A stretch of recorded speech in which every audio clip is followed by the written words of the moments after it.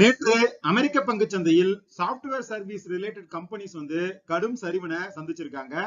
பெரிய software கம்பெனிஸான Cognizant 10%, அசென்சர் 10%, Gardner 25% வரைக்கும் வீழ்ச்சி அடைஞ்சிருக்கு. இதனால டெக் ஹெவி இண்டெக்ஸ் ஆன நாஸ்டாக் 100 1.5% வரைக்கும் கீழே விழுந்துருந்துச்சு. இதுக்கான காரணம் என்ன அப்படின்னு பார்த்தோம்னா, ஆந்த்ரோபிக் நிறுவனம் தன்னோட புது ஏஐ டூலை அறிமுகப்படுத்தியிருக்காங்க. இந்த ஏஐ டூல் ஐடி கம்பெனிகளோட கோர் பிசினஸ் பாதிக்கும் அப்படிங்கிற அச்சம் அமெரிக்க முதலீட்டாளர்கள் மத்தியில அதிகரிச்சிருக்கு. குறிப்பா இந்த நிறுவனம் லா டிபார்ட்மெண்ட்ல கான்ட்ராக்ட் ரிவ்யூவிங், அதுக்கப்புறம் லீகல் பிரீஃபிங் இந்த மாதிரியான பணிகளுக்கு ஆட்டோமேட் செய்யற மாதிரி ஒரு ஏஐ டூலை ஸ்பெசிபிக்கா லான்ச் பண்ணியிருக்காங்க.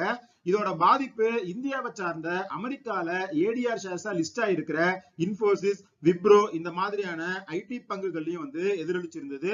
இன்ஃபோசிஸ் ஏடிஆர், அதுக்கப்புறம் விப்ரோ ஏடிஆர் இது ரெண்டுமே 6% வரைக்கும் கீழே விழுந்திருந்தாங்க.